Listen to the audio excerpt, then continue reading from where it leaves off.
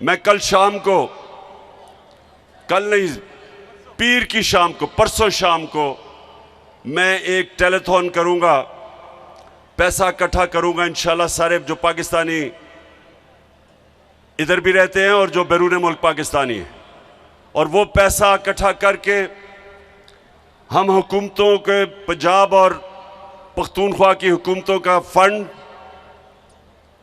उधर पैसा इकट्ठा करेंगे और उसके ऊपर सानिया निश्तर, जिन्होंने बड़ा कामयाब प्रोग्राम किया था जब कोरोना के दौर में हमने एक एहसास का प्रोग्राम किया था, सारी दुनिया ने उसे माना था, इंटरनेशनली रिकग्नाइज किया था एहसास प्रोग्राम। उसी सानिया निश्तर को हम इस फंड के ऊपर बैठाएंगे, कमेटी नीचे होगी, और जिधर जिधर भी पाकिस्तान में कोशिश करेंगे कि जिधर जिधर लोगों को ज़रूरत है उधर हम उसके मुताबिक कि जिधर मुस्तहिक लोग हैं उसके मुताबिक हम ये फंड देंगे। तीसरी चीज़, हमें आगे से इसकी प्लानिंग करनी है।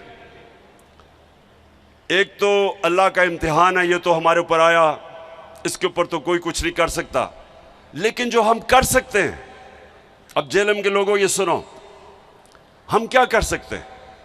हम डैम्स बना सकते हैं, और मुझे ये फख्र है कि हमने अपने 3.5 साल में 10 डैम शुरू किए पाकिस्तान में।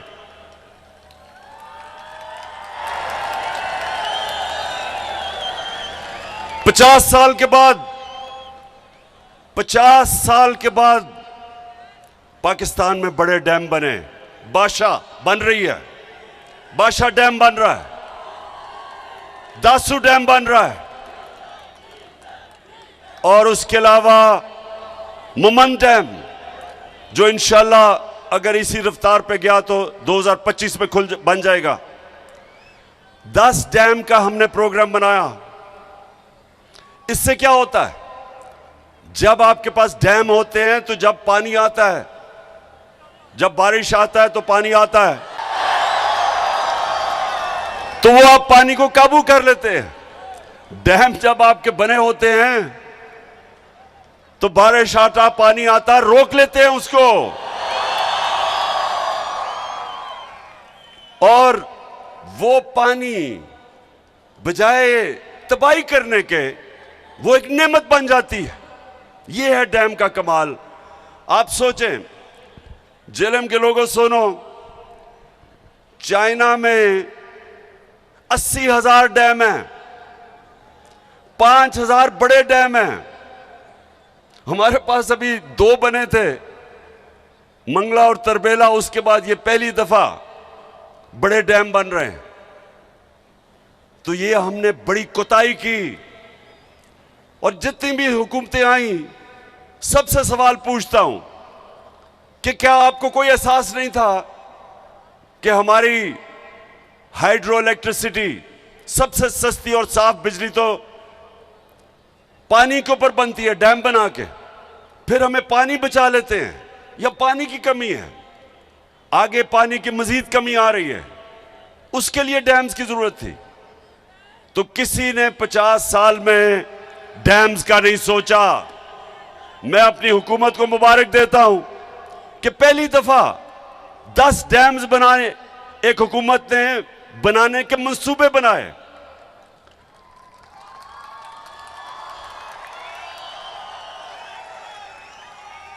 और जेलम, अब आप सुने दूसरी चीज, जब एक हुकूमत आगे आने वाले नस्लों का सोचती है, तो नौशहरा में क्या हुआ? नौशहरा में हमारे पिछले चंद सालों में, जब से हमारी हुकूमत है, बंद बनाए गए। 2010 में जब सैलाब आया था, नौशहरा डूब गया था।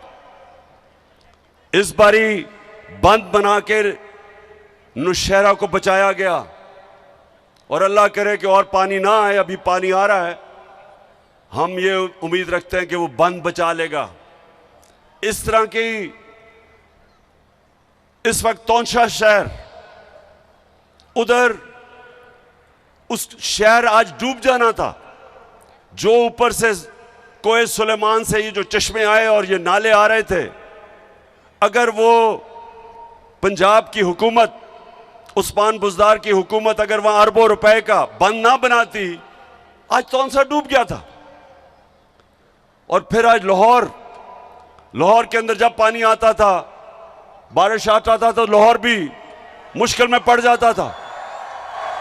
जिस तरह सिंध और कराची खास तौर पे, या जब बारिश आती है तो डूब जाता है, और या फिर पानी नहीं मिलता। कराची के अंदर टैंकर माफिया है, सबसे ज्यादा पैसा टैंकर माफिया बनाता है क्योंकि पानी नहीं है। लाहौर के अंदर अंडरग्राउंड उन्होंने टैंक्स बनाए, और अब जब बारिशें हुई हैं कोई लाहौर के अंदर पानी नहीं खड़ा हुआ।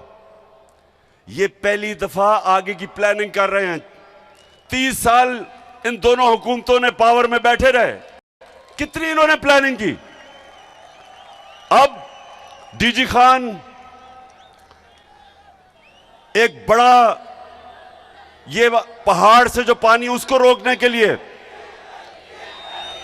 एक सुरूर डैम बन रही है, जिसकी फीजिबिलिटी वो ये सारे नालों का पानी रोक लेगी। और वहां वैसे खुशहाली होती है, तो वो पानी नेमत भी बन जाएगा और बचा लेगा जो जिस तरह की तबाही आज मची है। पख्तूनख्वा के अंदर फीजिबिलिटी बन गई है टांग जाम डैम की, अगर वो बनी हुई होती तो वो इंशाल्लाह आगे रोक लेती जो तबाही मची है इस वक्त डीआई खान में, अगर वो डैम बनी होती। तो कहने का मकसद ये है कि इसका अभी से हम आगे के प्लानिंग कर रहे हैं कि इस पानी को एक नेमत बनाए, बजाय ये तबाही बने। तीसरी चीज, जेलम एक बड़ी अखबारों के अंदर कैंपेन चल रही है, फ्रेंडली मीडिया। तो ये कैंपेन क्या कर रहे हैं? ये कह रहे हैं जी इस वक्त सियासत नहीं करनी चाहिए, जलसे नहीं करने चाहिए। कान खोल के सुन लो लिफाफो, ज़मीर फरोश सहाफियों सुन लो, मैं सियासत नहीं कर रहा, मैं हकीकी आजादी की जंग लड़ रहा हूं। मैं इन चोरों जिन्होंने 30 साल से इस मुल्क को लूटा है, मैं इनके खिलाफ हकीकी आजादी की जंग लड़ रहा हूं। मैं इस मुल्क में कानून की बालादस्ती की जंग लड़ रहा हूं। मैं इस मुल्क में, इस मुल्क को वो मुल्क जिसका नजरिया इस्लामी फलाई रियासत, हमारे जो फाउंडिंग फादर्स थे उन्होंने फैसला किया था कि पाकिस्तान वो बनना है जो कि इस्लाम का जो सबसे पहले रियासत बनी थी, मदीना की रियासत के उसूलों पे खड़ा होगा। और वो रियासत ने इंसानों को आजाद किया था, इंसानों को हकीकी तौर पे आजाद किया था। इंसाफ देके,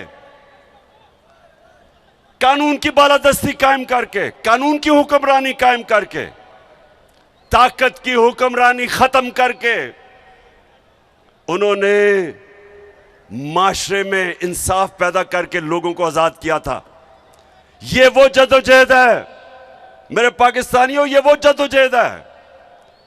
ये सिलाब के अंदर भी ये जदोजहद चली रहेगी, ये जंगों के अंदर भी जदोजहद रहेगी, ये कभी नहीं रुकने लगी जब तक हमें हकीकी तौर पे आजादी नहीं मिलेगी।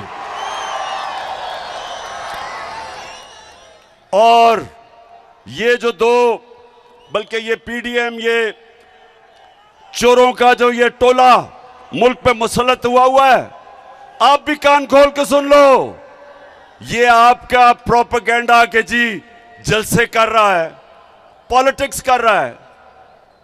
कान खोल के सुन लो, ये मेरी हकीकी आजादी की जंग तब तक नहीं रुकेगी जब तक मैं इस मुल्क को तुम्हारे जैसे चोरों से आजाद नहीं करता। आजकल हमें कहा जा रहा है कि जी ओहो सैलाब आ गया, फिक्र ना करो, सैलाब में इंशाल्लाह इमरान खान और उसकी टीम और उसकी हुकूमतें वो काम करेंगी जो तुम सारी जिंदगी लगे रहो नहीं कर सकते। तुम्हारे लिए तो कोई पैसे देने के लिए तैयार नहीं है, क्योंकि तुम्हारा तो चोरी करके सारा पैसा बाहर पड़ा है। वो जो भगोड़ा लंदन में बैठा हुआ है, किधर से पैसा आया उसके और उसके बेटों को कि अरबों रुपए की प्रॉपर्टीज में रहता है, और वो हमें दर्ज दे रहा है कि सियासत नहीं करनी चाहिए। तुम भी सुन लो, नवाज शरीफ मफरूर और मुजरिम, गौर से सुन लो। और यहां शहबाज शरीफ तुम भी सुन लो, और फजल रहमान डीजल तुम भी सुन लो, और आसिफ जरदारी जिसको पैसे की बीमारी है, जो पैसा देख के, आसिफ जरदारी जब पैसा देखता है उसकी मूछें ऊंचे नीचे होनी शुरू हो जाती है। सब सुन लो, ये हमारी तुम्हारे खिलाफ जद्दोजहद हर मौसम में चलेगी। गर्म तरीन जब पाकिस्तान, याद रखें अप्रैल के महीने में एक ऐसा हफ्ता था कि दुनिया में सबसे गर्म मुल्क पाकिस्तान था, सबसे ज्यादा गर्मी पाकिस्तान में थी। तब भी मैं सड़कों पे था, तब भी मैं तुम्हारे खिलाफ जुलूस जलसे कर रहा था। गर्मी हो या बारिश हो, पिछले दिन बारिश हो रही थी तब भी जलसे कर रहा था। और जब तक मैं इंशाअल्लाह अपने मुल्क को आजाद नहीं करूंगा, मैं सड़कों पे होऊंगा, मैं अपने लोगों को भी बचाऊंगा, जद्दोजहद करूंगा, सैलाब में जो मुतासरीन हैं उनके लिए भी करूंगा। और इंशाअल्लाह परसों मैं आपको अपने पाकिस्तानियों से पैसा इकट्ठा करके दिखाऊंगा, इकट्ठा करता रहूंगा, मदद करूंगा अपने लोगों की, लेकिन तुम्हें नहीं छोड़ना, क्योंकि हमारा मुल्क जब से ये दो खानदान आए हैं डाकुओं के, आपको पता होना चाहिए कि इनके आने से पहले सारे बर्रे सगीर में पाकिस्तान सबसे आगे था।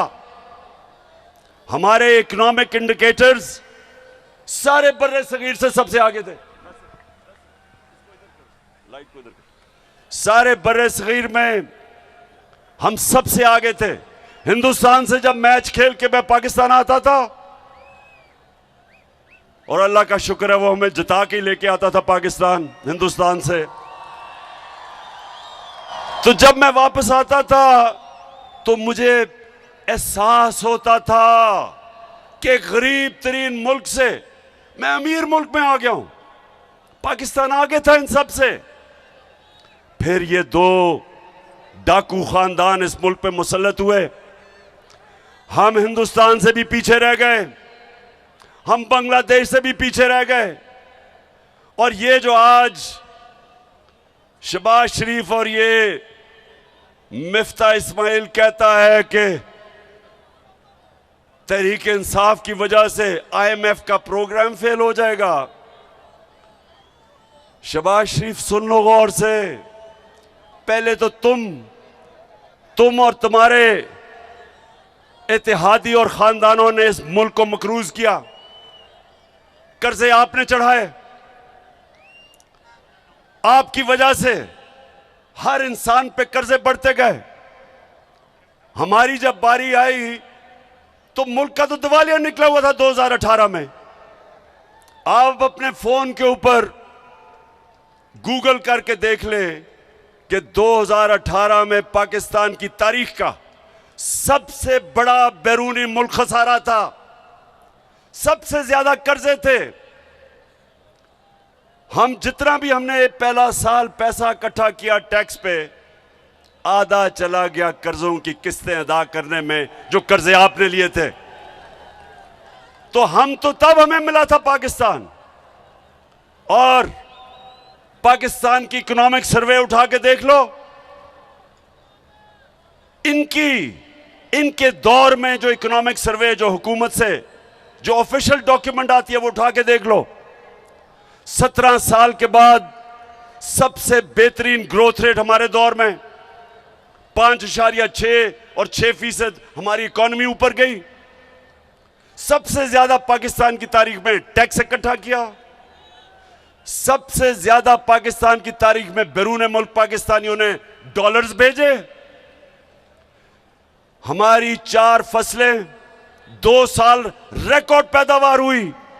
किसानों के पास तारीख में सबसे ज्यादा पैसा गया देहातों में। हम वो पाकिस्तान छोड़ के गए थे। हमने एहसास के जरिए लोगों को फायदा पहुंचाया, निचले तबके को। हमने पहली दफा पाकिस्तान में हेल्थ इंश्योरेंस यानी कि 10 लाख रुपया हर खानदान को दिया कि किसी भी अस्पताल में अपना इलाज करवा सकते थे। यह पहली दफा हुआ पाकिस्तान में। और इस दौर में, और हम छोड़ के जाते हैं अप्रैल में, आप साजिश करते हैं, बैरूनी मुल्क साजिश करके गवर्नमेंट गिराते हैं और 4 महीने के अंदर मुल्क का दिवालिया निकाल देते हैं, मजीद कर्जों का रिकॉर्ड तोड़ देते हैं, रुपया गिर जाता है। रुपया एक दफा तकरीबन 250 रुपया डॉलर पे पहुंच गया।